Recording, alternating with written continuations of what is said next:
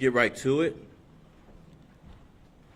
This morning at 9:40 a.m. in the 100 block of South Kilpatrick in the 11th District, U.S. Marshals and Cook County Sheriff's police officers working on the fugitive task force identified an offender who was wanted on 2 warrants.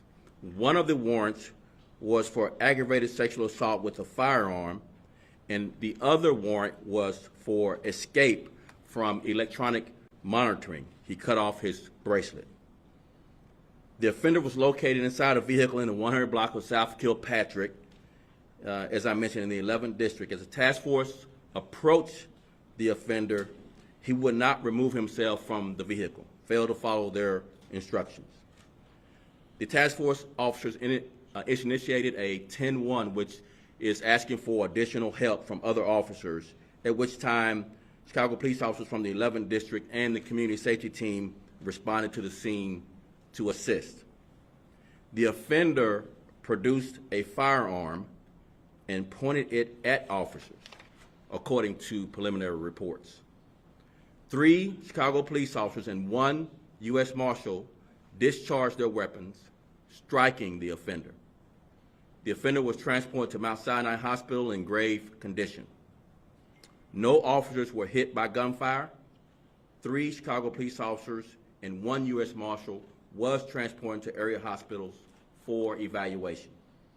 Currently, the specifics of this incident, including the comprehensive use of force investigation, is being conducted by the Civilian Office of Police Accountability, COPA, with the full cooperation of the Chicago Police Department. All of the involved officers will be placed on routine administrative duties for a period of 30 days. Those are the Chicago police officers. And this matter remains under investigation, and full inquiries will be directed to COPA. With that, we'll take any questions that you have. Did the offender fire shots? That's yet to be investigated. No further comment beyond what the offender's actions until the investigation reveals those facts. How many Chicago police officers were taken to the hospital or involved in the incident first, and then how many were taken to the hospital for observation to be checked out? Direct involvement, again, 3 Chicago police officers and 1 U.S. Marshal discharged their weapons.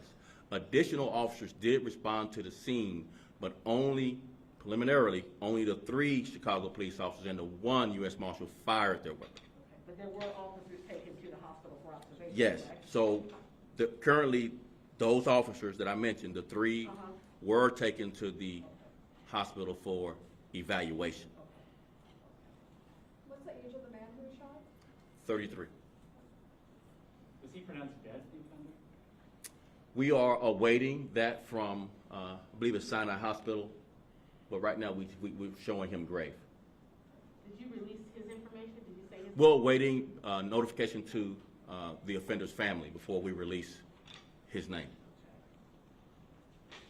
And are you saying, so did they obviously were looking for him, correct?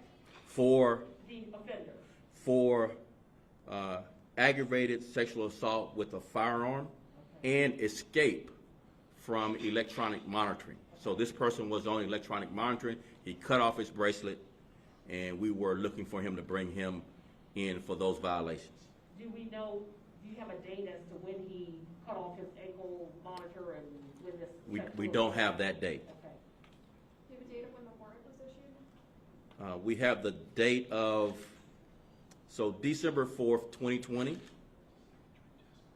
We filed a petition for a violation of bond with an arrest warrant for the offender. And we were serving that arrest warrant today, this morning, when these events transpired. That indictment was for 15 felony counts of aggravated criminal sexual assault. Did the man live in that block? We believe so.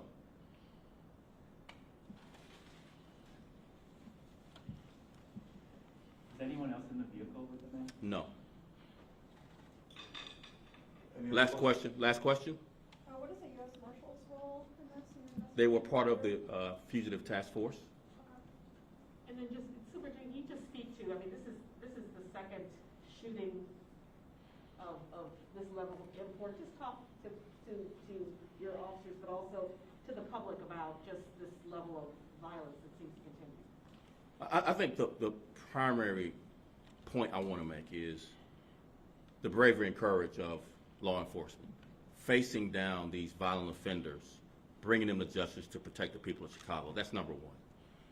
That it's a very dangerous time to be in law enforcement. These officers face death day in and day out to protect the people of Chicago. And this today highlights just another incident recently of officers being committed and dedicated to risk everything to protect the people of Chicago. But it will also highlight the impunity that these offenders mete out their violence, regardless of whether it's criminal on criminal violence, gang on gang violence, or just some disagreement where people are not, conflict resoluting in a peaceful way. They turn to the gun, to include that violence against police officers with impunity. There's no regard for law enforcement's presence at these scenes to bring them to justice. They will fire a weapon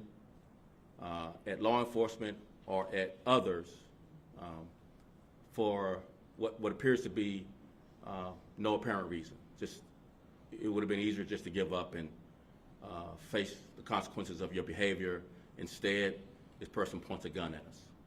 So it just highlights several things, but the most important thing it highlights is the courage and bravery of our Chicago police officers, along with our other law enforcement partners at the U.S. Marshal's Office. What concerns do you have for this weekend?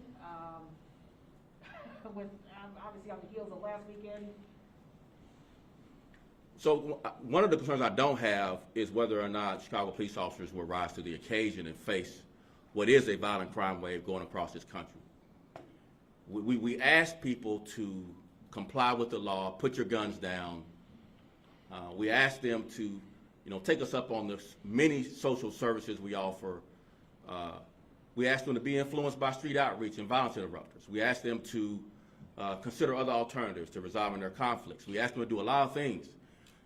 And our hopes are that others will be influencing some of these offenders, the faith community and others. A lot of nonprofits do a lot of great work. I just can't, give enough accolades to the many street outreach workers that are working the overnight hours with us to try to calm down these conflicts. So the concern is not from a standpoint of whether or not officers and others who are on the ground will do their part. We are doing our part to make Chicago safer. But we need the court system to do its part. This person was on electronic monitoring after 15 counts of criminal sexual assault with a firearm, and he pointed a gun at our officers with ill intent. And that's the point I want to make. Do you think because of bail reform that's why he was out, and should he have been out after 15 felony counts? I would say it this way. If this debate that we're having saves one life, all the criticism is worth it. That our criminal justice system was based on the one victim. The one victim. I've mentioned Jason Adams, 7-year-old Jason Adams, was killed by someone on electronic monitoring. Our law enforcement partners here that's standing with me, we are advocates for the victims. The one victim is good enough for us. There should be no statistical, anecdotal errors where we disregard the one victim. The one victim. And you call it what you want. You want to call it finger pointing. You want to call it, we all need to sit down. No, we are advocates and unapologetically advocates for the one victim. The one victim who is at the hands of someone on electronic monitoring is either killed or violently assaulted, means you ought to take a second look at this program. And we're not going to apologize for advocating for the one victim. The one victim. One person murdered is one too many. Thank you very much.